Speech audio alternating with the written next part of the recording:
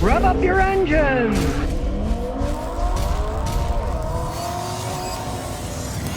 Nate Pitt says, when will car prices come down? Dealerships are stingy with their prices. Well, who knows, but I'll tell you one thing, they probably will have to, because the average American, what they do is they see what's my monthly payment, right? Well, the interest rates are going back up now. And as the interest rates go up, the prices have to come down, because people say, I can pay $250 a month, and it's an outrageous price. If the interest rate goes up, that $250 has to go for a smaller price, or you can't afford it. So the prices will come down. If the interest rates start going up, which they should, because if they don't put the interest rates up, we're going to be in hyperinflation. And anybody who's ever lived through hyperinflation knows that is one hellacious thing you have to deal with, hyperinflation. So when the interest rates go up, the prices are going to have to come down somewhat, because people have a monthly payment. And if something is $50,000 and the interest rate goes up 2%, the monthly payment goes up, so the price will have to go down so that that will fit that same monthly payment. It's just the way it works. Jay Cortez says, Scotty, what do you think of the Toyota Corolla hatchback? Oh, I think they're phenomenal. A guy brought me one when I was in Tennessee, right? And I just laughed because I showed, it's really a Toyota Matrix. I showed my 2007 Toyota Matrix. Originally it was called Toyota Corolla Matrix, and they shortened it to Toyota Matrix, right? And I guess since Toyota stopped making a Matrix, they didn't want to have egg on their face by stopping making a model of car and then turning around and making it again years later, like they did with the Venz and a bunch of other stuff. So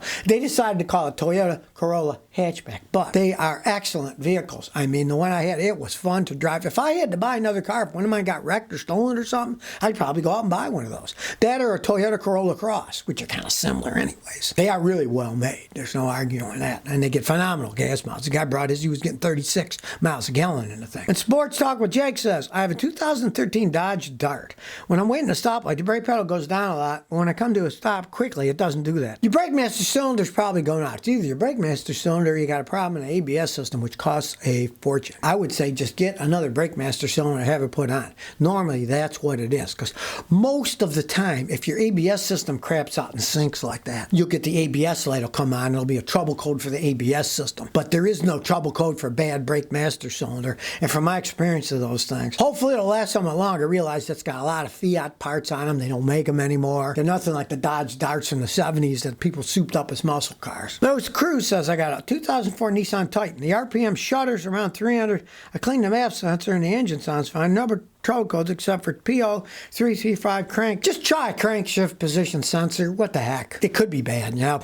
But if it's not that, generally it means that the timing chain in your engine is worn. I don't know how many miles you got. You got 200-something thousand miles. I guarantee the timing chain's worn. As the timing chain stretches, then the correlation inside the engine is off. So the computer will often trip a crank sensor code because it sees the information coming from the sensor is bad. Doesn't mean the sensor's got a problem, and it's because the timing chain is stretched, so it isn't aligned correctly. You'd have to replace the timing chain, which is a pretty expensive endeavor on one of those engines. Josu Ramirez says, Scotty, I got an 08 Lexus IS 250. The cabin smells like fumes. I changed all the filters. Catalytic converter, the infamous carbon buildup. Okay, well, your cabin smells like fumes. You shouldn't be getting fumes in your cabin to begin with. First, look for leaks somewhere. If it only happens when you're at a stoplight, yeah, then the fumes are going to come up. And in that case, I would go down and look at the catalytic converter and smell it. If it's getting old and overheating, you're going to smell it start smoking because it gets too hot, and then smoke starts coming off, or it might glow red. You want to check that first. Because normally, you shouldn't smell anything. If you smell fumes, there's got to be a leak somewhere. So look for leaks in the exhaust system first and see, is there anything leaking?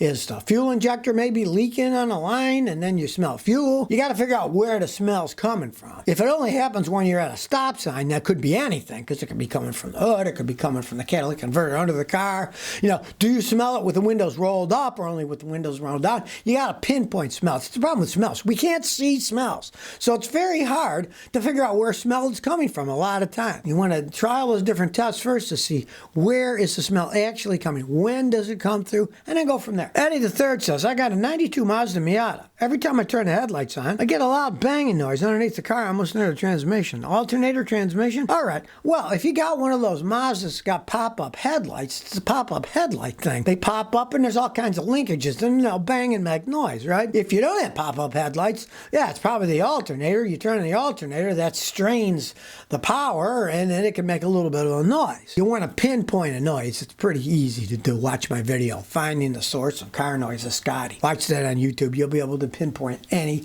noise that a car makes. And you can buy a machine like that that listens. You can get a used one for 50 bucks on eBay, or you can buy a new Chinese version that's cheaper. I bought one for like 80 bucks on Amazon, where you just put identifying machine and then you'll see they sell them. They got 8 different wires you can clamp all over, and a headset and a control unit that goes 1, 2, 3, 4, 5, 6, 7, 8, and you can pinpoint any noise. Jason Witt said, my wife's 2014 Buick Enclave's infotainment screen went white while driving, and a CD popped out. Wow, a CD. Then it went back to normal. What would cause that? You're losing power somehow. Check the fuse, check the wiring to the radio, and pray it's just that. But knowing Buicks, it's probably the infotainment system just breaking down. They're made in China. They're cheaply made stuff. Now, a lot of Buicks, even the cars are made in China now, and it's probably just starting to crap out. But dude, maybe the fuse is corroded. Maybe there's a wire that's not on tight. Make sure it's grounded correctly. The ground wires are tight. Pray it's something that simple. But I know Buicks usually means the system's just starting to break down, and eventually it'll go white forever and it won't work at all. Then you put in an Android system. They work better anyways.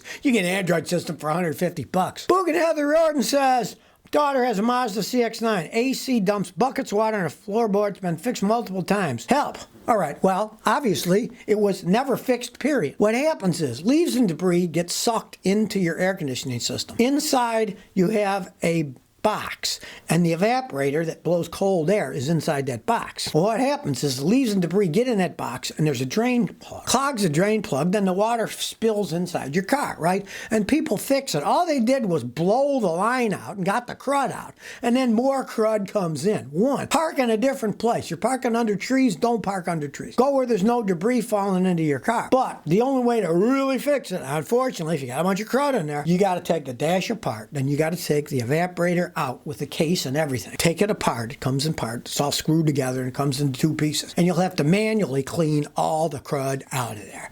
Or just keep cleaning it yourself. Learn how you stick a garden hose and then it all squirts back down and cleans it for a while, and go that route, because it is going to cost you probably $800 or $900 to tear the system apart, clean it out, put it back together, put the refrigerant back in.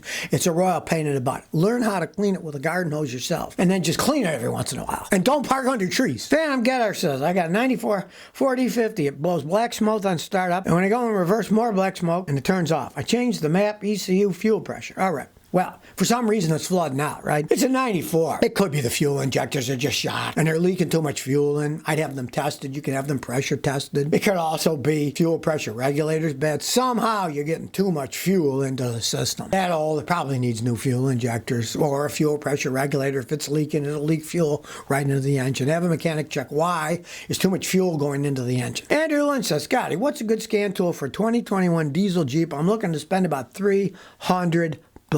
All right, you're kind of in no man's land there. If you want to get a decent scan tool, I would say get yourself a Blue Driver. It's a dongle, and it works on your Android phone. It works on iPhones too, but it works better on Android phones. And it's $129. It does quite a bit. The problem with a $300 one is if you want a really good one, you got to spend at least like $650 to get an X tool like a D8. In the $300 range, you're kind of not getting much more than $129. So there's not really a $300 range that makes a really great scan tool as far as I'm concerned. And that Blue Driver for $129 does quite a bit, as long as you got a phone. Why buy a whole machine when all you need is the dongle? You already got a phone with the hardware and it just interfaces with the software. They're Canadian guys.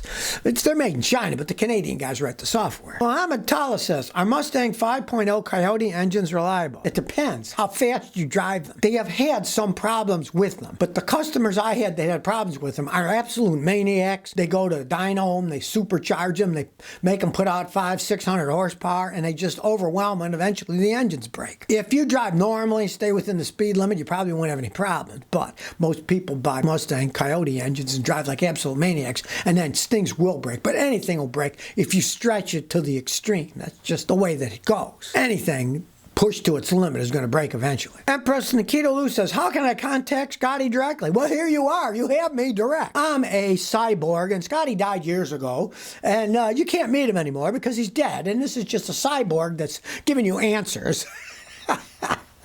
Well, you can come to Tennessee or come to Rhode Island. If you have an interesting car for me to film, you must have an interesting car for me to film, because I like filming interesting cars so people can see what kind of cars are out there, what kind of problems people have, so I can help everybody out. So if you never want to miss another one of my new car repair videos, remember to ring that bell.